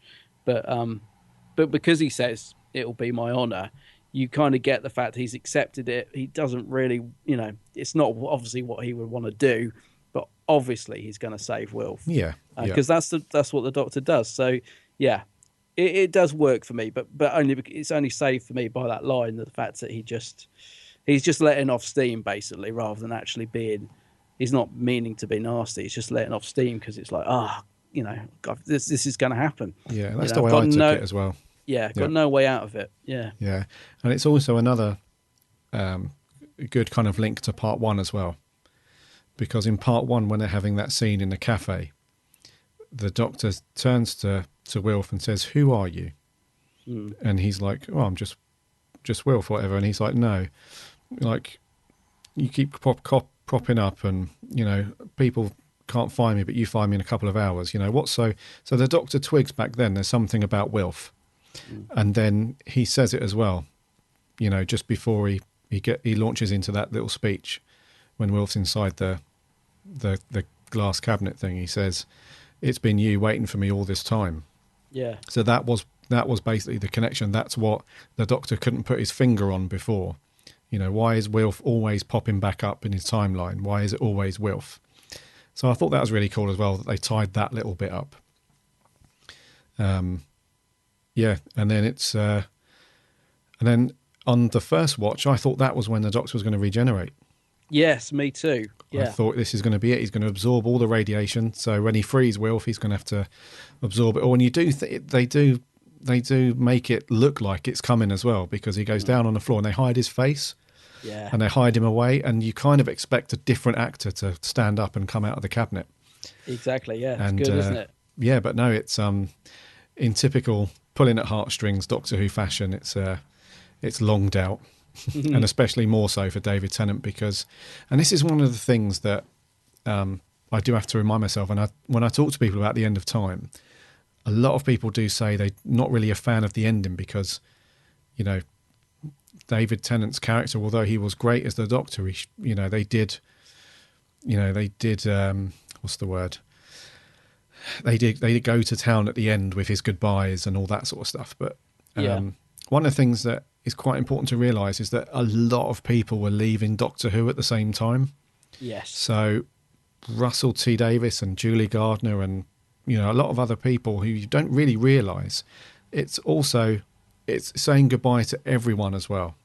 So it's saying goodbye to Russell's era, basically, isn't it? Yeah. Because you said before on the podcast about how when Moffat took over, it took a long time for him to make any reference back to sort of the RTD era, a lot of the characters in it, which I think is really true. So, yeah, the end bit with him going back and seeing all these people like Martha and Mickey and Sarah Jane and Luke and all that, and who else does he see? Captain Jack. It's very self-indulgent, but like you said, it is kind of, it's basically Russell saying, it's a love letter to his era, isn't it? Russell's writing a love letter to his time on the show. So I can go with it. I can overlook it because I actually think it works well. Even though it is self-indulgent, it does work okay. But you're right. It's mainly a love letter to the people that he created and stuff like that. So yeah, I think it's fine. I can see why some people don't like it, but I think it's all right. Yeah. Some people are not a fan, and the only thing is, I don't like the fact the Doctor's so blimmin' broody. Like, for me, it would be so much better, that ending, if like, for example, when Martha and Mickey are about to be shot by the Sontaran, and then the Doctor batters him with a hammer or whatever. Back of the neck. Yeah. And then they look up and they sort of wait, like, it's the Doctor, and he's just stood there looking all sad. It would have been much better if he'd have just given him a salute, a wave, a thumb.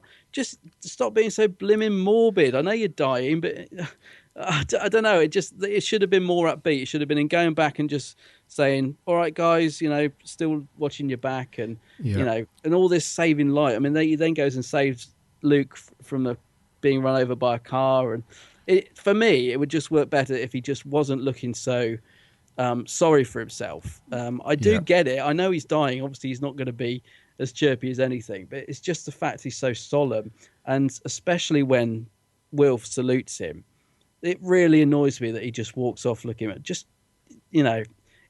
would have been better, in my opinion, if he'd have just given him a salute back, or at least give him a nod, a little smile or something. Yeah, I do get it that he's dying. I'm not saying he should be like full of beans, but it's so sort of, it's a bit too self-indulgent in terms of the Doctor for me. I think it would have been better if it had been a bit more uplifting, because the scene when he's in the bar with Jack and he gives Jack Alonso's number, and that's quite fun. And again, it's a bit Star Wars, isn't it? A bit Cantina Bar. That's a really nice little, it's got a bit of humor in it, and it's nice. It's a nice little scene, and I think I would have preferred it to have been a bit more of that rather than the solemn. And then we could have gone into the Doctor going into the TARDIS and thinking, right, that's it. You know what I mean? I think it would have had more impact if it had been sort of a bit more just not so morbid, not so down. Just, all right, guys, see you, bye, I'm off. And then in the TARDIS, he shuts that door and he's like, this is it. I just think it would have had more impact rather than him just skulking around looking moody and not acknowledging people. Personally, it's just something I've always thought when I watch it. But no, that's but I don't mind this. But I don't mind it as an ending. I do think it's self-indulgent, but I do think it's fine. I think it's quite nice to go back and see the characters. And Mickey and Martha are married. Yep. They're married, man and wife. Yep. Freelancers. Yeah, freelancers. Yeah. Yeah, we also get to see Verity Newman signing her book, The Journal of Impossible Things. I quite like that scene. Yep. Because I like that two-parter, so that's quite a nice throwback. So yeah, overall, it's not bad. I really do like the ending with Rose and Jackie, and then the Ood in the snow. I think that is visually fantastic, and obviously the music, just brilliant. But what do you think of the whole ending, the whole sort of wrap-up? So probably for the same reasons as you, really. It is very self-indulgent, and one of those things that is very difficult for me not to like and love, because I think I mentioned it a few times on the show before that when I was really getting into Doctor Who, and when I first started watching it, after I'd watched the Eccleston series on and off over a week or so, I completely binge watched all of David Tennant's stuff because I was off work at the time, and I think I had like a couple of weeks off work, and I just really got into his character, and I was really invested in him emotionally. So at this point, at the end of his journey, it was really emotional for me. Yeah. So it was, I was, I've got no shame in saying this at all. I was, I had tears running down my face and stuff, and it still tears me up now when I watch it. It's, I really don't mind it. I know a lot of people do have a problem with it, and they don't like the whole selfishness and self-indulgence of it, but I like the fact that it's, like you say, it's a love letter to to Tennant's era and Russell T Davis's characters and all that stuff. So, yeah, I don't mind it. I quite like it. And the music's just amazing, isn't it? As I say, that is visually brilliant when he's walking towards the Ood in the snow, and that music. And I like what the Ood says as well. Is it Ood Sigma? Ood Sigma, yeah. He says the song is ending, but the story never ends, which I just love. I think it is really nice. I love the fact that the Doctor asks Rose what year it is, and she's like, it's 2005. He's like, it's going to be a good year. You know, I love that little in-joke about the show coming back, and that being, you know, when he first sees Rose and stuff. I think that's really nice. Love the fact that Jack is off out partying because it's New Year's Eve. Just love Jackie. And then obviously we get to that all-important scene, the regeneration in the TARDIS. Now, it almost seems to me like the Doctor sets the TARDIS to blow up. It's almost as if he's, I hate to say it, but it almost feels like he's ready to go out with a bang. I'm not saying commit suicide, but he does, doesn't he? He sort of sets the controls and then the whole TARDIS blows up. And correct me if I'm wrong, do we ever know why the TARDIS blows up? Yeah, I don't think he does that intentionally. All right, okay. Well, I'm kind of glad about that because I thought it did seem to me at the time, I was thinking it feels like he's come to the end, he's had enough, he sort of sets the controls and then everything blows up around him. I'm like, whoa.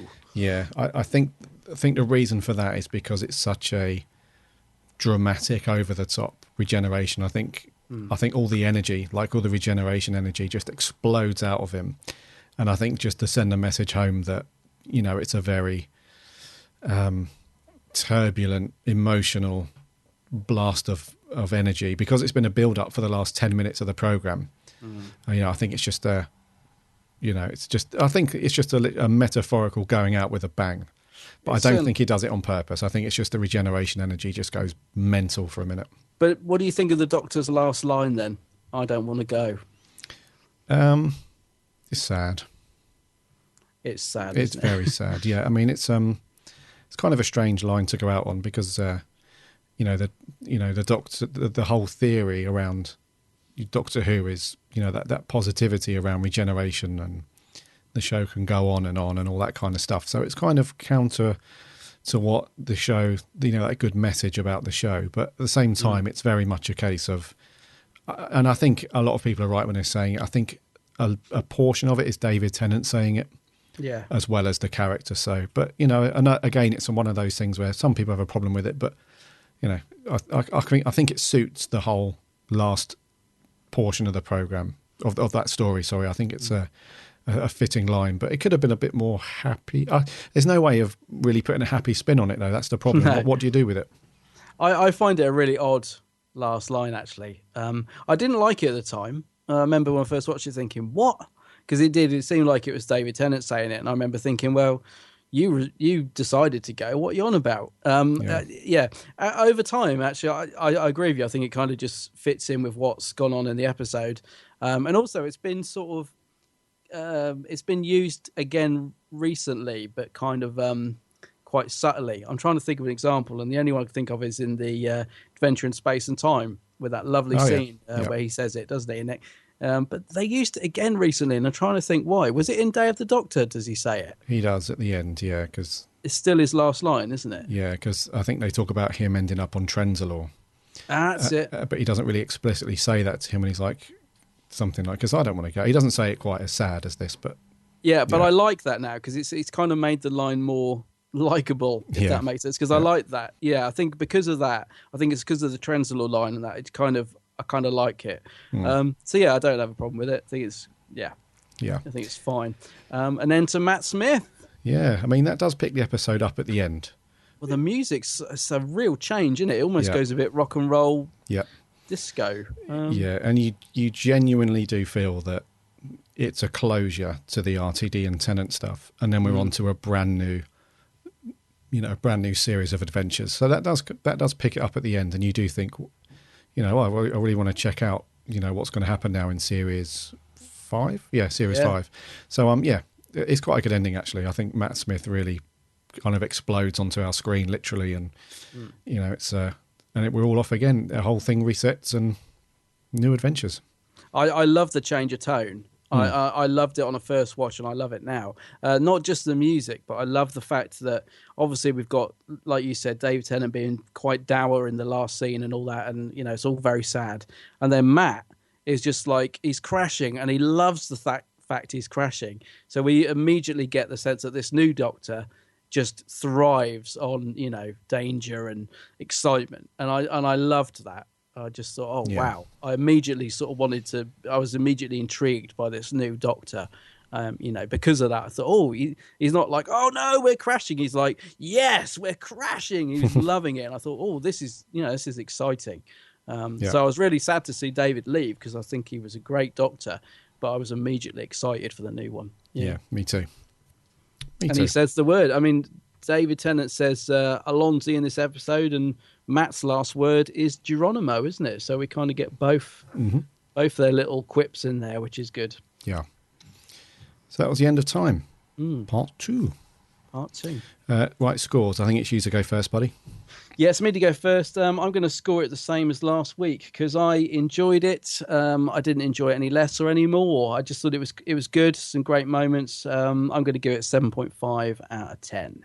Okay, I'm going to score this week, this story, an 8.5 out of 10. I gave it an 8 last week, but I really enjoyed it more this week. I think it was a lot more, I think the emotion, a bit more of a roller coaster.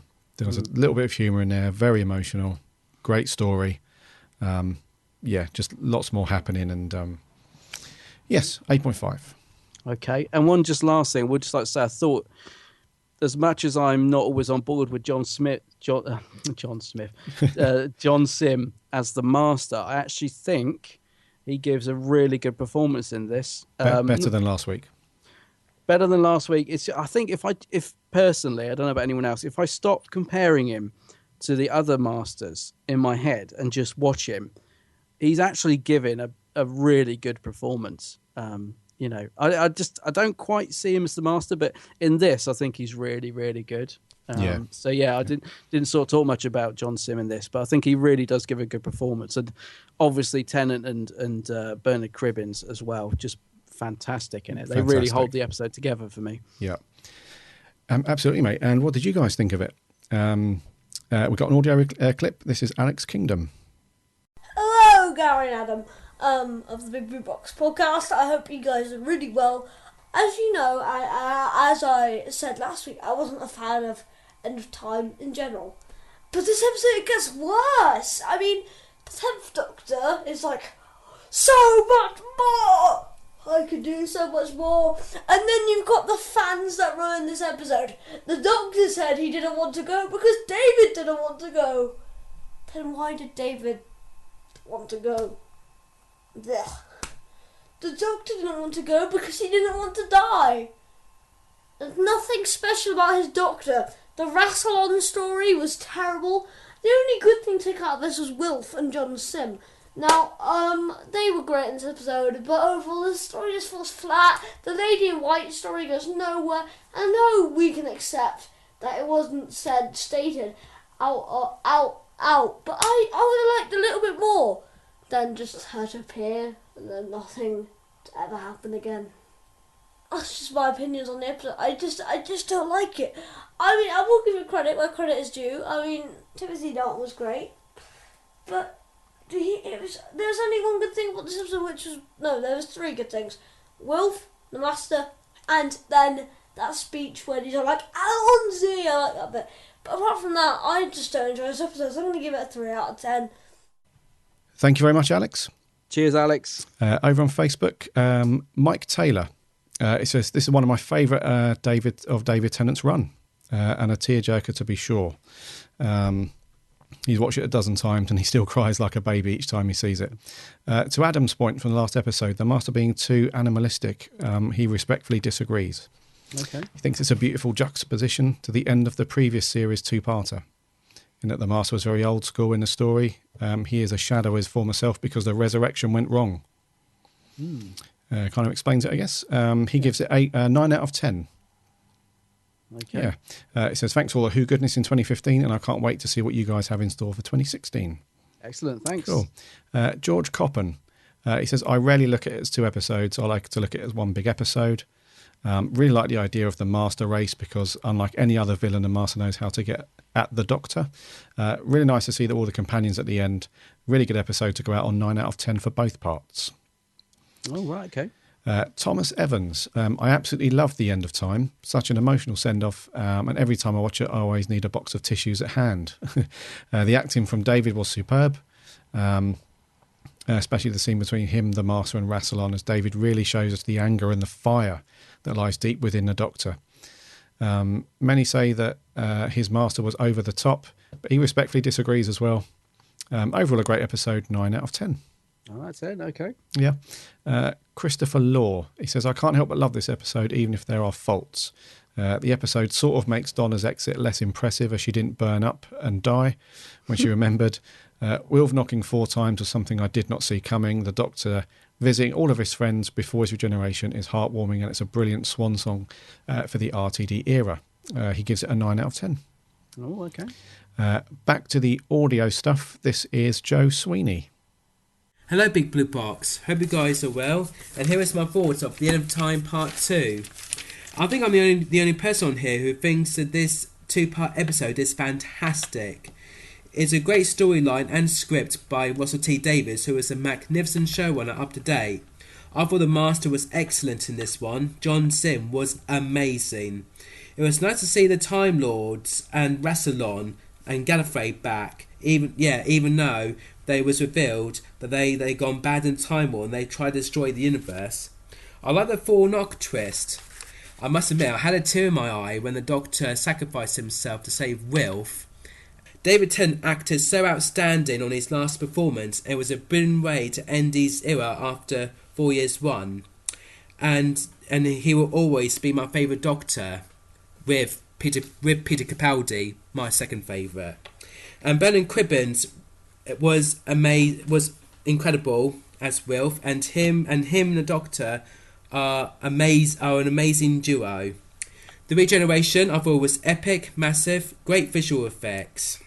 Anyway, I'll score The End of Time an over score of 10 out of 10. Cheers, Joe. Thanks, Joe. Some good stuff there. Back onto Facebook. Kira Knight says, such a tremendous disappointment while simultaneously having some of the best moments of David Tennant's era. The Time Lords are poorly written. Why do they need a fortune teller when they have access to the future? Talking of prophecies, Russell's stupid idea that a woman just tells Wilf and the audience that war is coming is so unexplained and breaks the show don't tell rule. Performances are fine considering the script. Those final 15 minutes revisiting the companions is painful though, 4 out of 10. Oh gosh. Richard Davis, I remember watching 10 saying I don't want to go and me saying back I don't want you to go. Loves John Sim as the Master. The episode is a 10 out of 10, absolute masterpiece. Wow. Pun intended. Lewis Palmer, he says, well, the regeneration sucked. Yes, it was emotional, but those last words spit on the concept of regeneration. The episode itself was okay, and quite like some of the action, Timothy Dalton was good. He is good. Eugene Glover, it's such a mishmash without anywhere to go. Secret cults reviving the Master being a super jumping, human flesh-eating, firing lightning bolts out of his hand skeleton creature. Plus the wackiest supervillain plan ever. Turn everyone into copies of himself. Time Lord's plot destroying everything. Nuttier than fruitcakes they are. Throw in Wilf and his associates, the Cactus People, those people who financed it all, and you quickly get written out of Doctor's not really back bits, but half-finished ideas. 10 was not well served by this regeneration story. And lastly on Facebook, Sammy Satine. This particular Time Lord is very evil and very scary. He certainly frightened me. That was Rassilon. He may be evil, but the Time Lords using him like that was horrible about John Sim. I completely understand his fury at them being stronger than his desire to create havoc. And then Wilf, I absolutely love Wilf. So much so I wanted him to be my other granddad. Loved the scenes between him and the Doctor, but did not see the twist with him being responsible for the 4 knocks coming. David Tennant, I think this was his best performance. He is just amazing, and I love how he got to see all of his companions again and I didn't want him to go either. It was the first one I saw, and 10 is my Doctor. 10 out of 10. 10 out of 10. Last audio clip. This is from our buddy from the Who Addicts Reviews. This is Matt Rowney. Okay, so due to me not uploading my thoughts on part 1 last week, I'm going to try and do both parts of End of Time in one narration, so here we go. End of Time part 1 was not as good as part 2, but still very, very good in its own right. Yes, there are a few things in End of Time part 1 that I don't like too much. I think the Master's Resurrection was way too quick and too easy, and him being a blue skeleton was a little bit weird, but I still love John Sim in this. Not as good as the Series 3 finale, but still very good. And the Naismiths are very, very unlikable and unrelatable characters. I wish they'd just not been there. There were some very good scenes, though. The Doctor and Wilf just carried this episode. The acting between Tennant and Cribbins was fantastic, and one of the standout scenes was that cafe scene. We delved really deep into regeneration, and it was beautiful. I would give part 1 an 8 out of 10. Part 2, though, is where it's at. It's so climactic, so beautifully done. One of the scenes I love the most is on the ship when Wilf is trying to persuade the Doctor to take the gun and save his life. Acting is just fantastic, and the Doctor doesn't take the gun until he hears the Time Lords. That was an incredible scene I absolutely loved. And then we see the Doctor and the Master team up to kill off the Time Lords and send them back into the Time Lock. Very good scene between them two, seeing them team up, saying, "Get out of the way," and sending them back into the Time Lock with the Master sacrificing himself. Very good piece of character development from him, and Timothy Dalton was a fantastic Rassilon. Would have been nice to see him in Hellbent, but he would have been misused anyway. So yeah, another great scene was that twist. One of the greatest twists in Doctor Who history. We all thought it would be the Master who would kill the Doctor, but in fact it was Wilf. We were so overwhelmed to see 10 survive, and then when them knocks came and the music went down, it was the most heart-wrenching scene ever. What a twist by Russell T Davies. I also loved seeing the Doctor go back to say goodbye to his companions. I don't think it was too drawn out. I thought it was very well done. It brought 10's era to a close very nicely, and also Russell's, because Russell was also saying goodbye at this point too. And his final words, "I don't want to go," fitted him perfectly. Very empathetic, because that's what we all felt inside too. So yeah, End of Time Part 2 gets a strong 9.5 out of 10. Definitely in my top 10. The End of Time overall gets a 9 out of 10. I'm going to stop talking because I'm out of breath. Gary, Adam, hope this narration isn't too long. Have a great Christmas. Have a great New Year. And I'll see you guys next time. Nice one, buddy. Thanks for that. Whoa, thanks, Matt. And just lastly, over on Twitter, Pedro the Whovian. He says, it's a great episode, great Doctor, although a bit overrated. Great companion music from Murray, as always. The regeneration and farewells go on too long, but a nice addition to the end of the RTD era. 9 out of 10. 9 out of 10, yeah. Yeah, music is great in this. Brilliant, yeah. Did you have anything on Geeks? I had a couple on Geeks Handbag. Yeah, Callum MacArthur. It's a great story. Having the Time Lord come into it was amazing. Tennant was great as the Doctor. John Sim as all the Masters was so creepy. The bit in the spaceship and Dr. Wilf was just so emotional when they're talking about the war, and when he said he'd be proud of you if he was his dad. Just pulled at the heartstrings. John Sim confronting the Time Lords and then back into hell was great acting. When the Doctor went back to see all his past companions was just heartbreaking, because it showed how much he cared for them. And the regeneration itself, just amazing and makes me cry every time, he says. And when Matt Smith is the Doctor, and then Matt Smith is the Doctor. So he's giving it a 9 out of 10, and he says, "Merry Christmas, guys, and a Happy New Year." And you know what? I don't want to go, he says. Ryan Anthony, plot was great, acting was sensational, and his last words, "goddamn terrible." After 4 years of sensational character portrayal by the genius that is David Tennant, he surely was let down when it comes to his final scene. Overall, though, enjoyable. Ryan gives it a 7.5 out of 10. Oh, cool. Yeah. And just a couple of things. Does the Master go back to Gallifrey at the end, do you think? He's kind of just left pushing them back in. Does he end up back on Gallifrey or what? I'm not sure. Who knows? Sure, because next time we see him, he's had a sex change, yeah, and he's floating down like Mary Poppins. Yeah. So we'll never know what happened between that. And what do you reckon to the Doctor giving Donna a lottery ticket? I thought I was extremely jealous. Yeah. For a start, but yeah, I think it's quite a nice touch how he did it as well, going back and seeing her dad, and like a little. Oh, that was lovely, actually, saying it was from her dad, because I think the actor that played her dad passed away, so I think that was a really nice little nod to the actor himself as well. Yeah, I quite like that little scene. I love Donna. I think someone said last week it's she shouldn't have been in it or something, but I'm glad she's in it. I know she's not in it much. But I loved just having her there, her presence in the episode. I loved Donna. Yeah. Who doesn't love Donna? Who doesn't? So that was the end of Time Part 2, which wraps up our review and also wraps up this year. Yeah, wow. So next year, in terms of reviews, the 1st of Jan, next week, we'll have our review of the Christmas special, The Husbands of River Song. Husbands. Yeah. Which is going to be very interesting to Yeah, what's review. that going to be like? I can tell already that's going to be a good one. Well, a good review. And then from then on, we'll just reveal each week what we're going to be doing the week after. But rest assured, there's going to be tons and tons of cool Doctor Who to go through. Yeah. Loads more from the classic years, some Big Finish audio reviews, and obviously reviews from 2005 onwards still. Yeah. And that's it, really. Not much else for us to close on other than I think you'll echo my thoughts here, mate. Thank you guys very much for 2015. Indeed. It's been your contributions and your listens and everything else that's made our show a joy to do every week.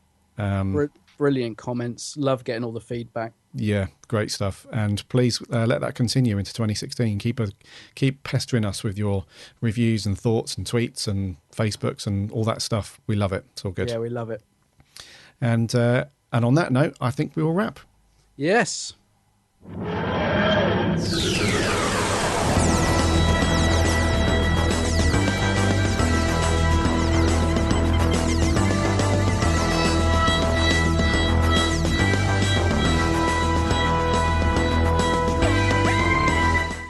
So that is episode 70, done and dusted. That's it. In the bag for 2015. That's it. So yeah, like we've said a million times, but we'll say it again. Thank you very much for joining us and for 2015. And yeah, The End of Time Part 2 reviewed fairly well, I'd say, mate. Yeah, enjoyable enough. Yeah, I think there's a couple of bits that perhaps could be better, but overall it's a pretty good two-parter, I think. Indeedy. And we'll be doing a few more Tennant stuff, I would assume, over the next year. Pick out a couple more from his era to review, which will be good. Yeah. Right, our last trivia question.